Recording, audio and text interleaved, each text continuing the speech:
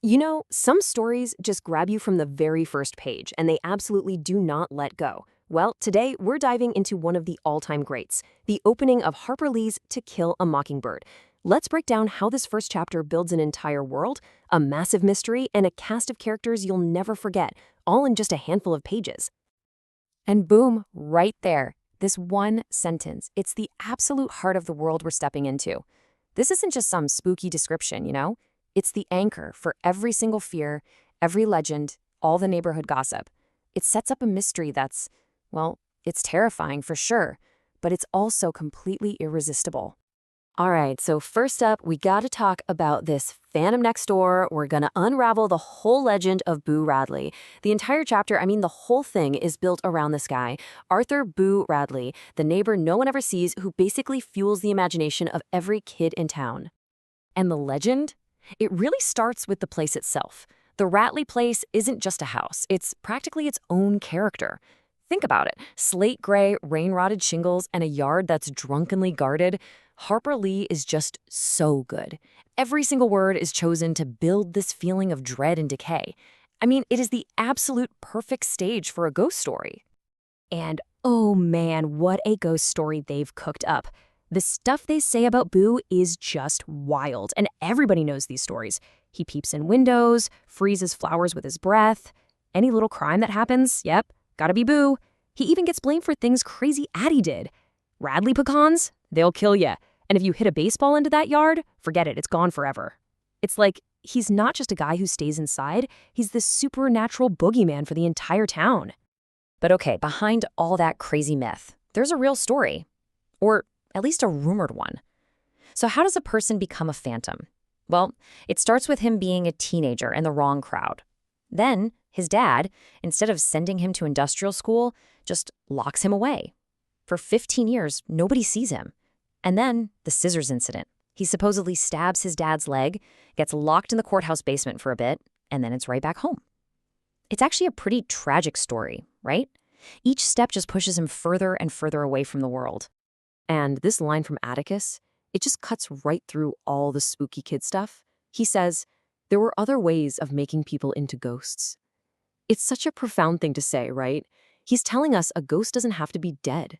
You can literally be turned into one by cruelty and isolation. Chilling. Okay, so let's zoom out a bit, because this ghost story, it doesn't just exist in a vacuum. It's part of a much bigger picture, the town of Macomb itself. Let's take a look at this place of heat and history. Macomb was an old town, but it was a tired old town when I first knew it. I just love that line. It perfectly captures the vibe, doesn't it? It's not just old, it's tired. You get this feeling that time just moves differently here. You can practically feel the humidity just reading this, right? The streets turn to red slop when it rains.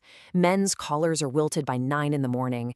People move slow because, hey, there was nowhere to go. And with nothing to buy and no money to buy it with, what else are you going to do?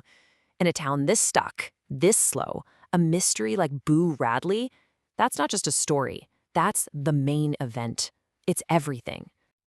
And right in the middle of this tired old town, we've got our main crew, the Finch household. So you've got Scout, our narrator. She's young, but she sees everything. Then there's her older brother, Jem, almost 10 and super protective.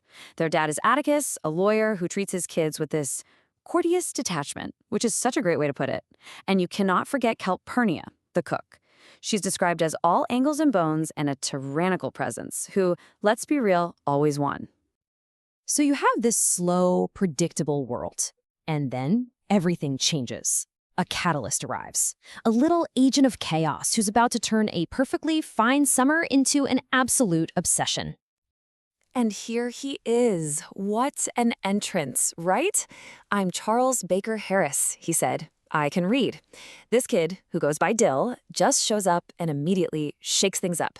He's so quirky and proud, and his confidence is just massive for such a little guy. In Just Like That, you've got the summer trio. You have Jem, the older brother at nearly 10, Scout, our narrator, who's almost 6, and then Dill, going on 7, who declares, I'm little, but I'm old. He's the new friend, the outsider, and their chemistry is just instant. It's the perfect recipe for a summer adventure. The book calls him a pocket Merlin, which is just the most perfect description ever. He's this tiny little magician whose head is just swimming with weird plans and crazy ideas.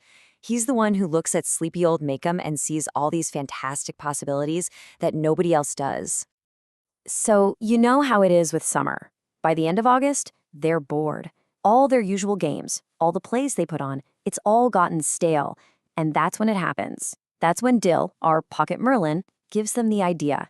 The one idea that will define everything, making Boo Radley come out. And with that one idea, everything shifts. The Radley Dare. Their fascination isn't just a vague, spooky feeling anymore. It's a mission. It's an obsession. And it's about to get real. So what does Boo Radley actually look like? Well, since nobody's ever seen him, Jem just makes it all up for Dill. And it is terrifying. He's 6.5 feet tall, he eats raw squirrels and cats, his hands are blood-stained, oh, and he has a long, jagged scar, rotten teeth, his eyes pop, and he drools. It's basically every monster from every scary story rolled into one person. No wonder they're terrified. But of course, Jem's scared. I mean, who wouldn't be? The mission kind of stalls out right there, until Dill hits him with this. He just murmurs, patiently, "You're still scared." Oh, it's so good. He doesn't shout it. He's quiet. It's the most masterful piece of peer pressure, hitting Jem right where it hurts, his pride. And Dill sees his chance. He scales the dare way back. It's not about making Boo come out anymore. Now it's just touch the house. And you can just feel Jem's relief. Touch the house, that all? Suddenly this impossible, terrifying mission becomes, well, still terrifying, but actually possible. His ego is back in business. So this is it, the moment of truth. The book slows way down here, and you can just feel the tension. Jem is at the gate, pacing, scoping the place out.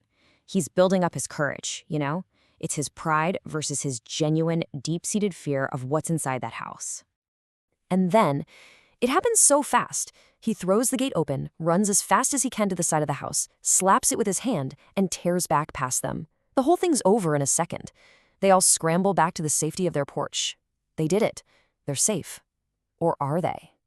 Because this is the final chilling moment. As they're catching their breath and staring back at the house, they think they see an inside shutter move. Just a flick. A tiny, almost invisible movement, and then the house was still again. What a cliffhanger, right? They weren't just looking at an empty house. Somebody or something was looking back at them. So, the big question is, who was watching from behind that shutter? This changes everything, doesn't it? The kids' game just became very, very real. The phantom they made up in their heads might actually be a real person, and that person knows they're out there. And really, that's the genius of this opening chapter.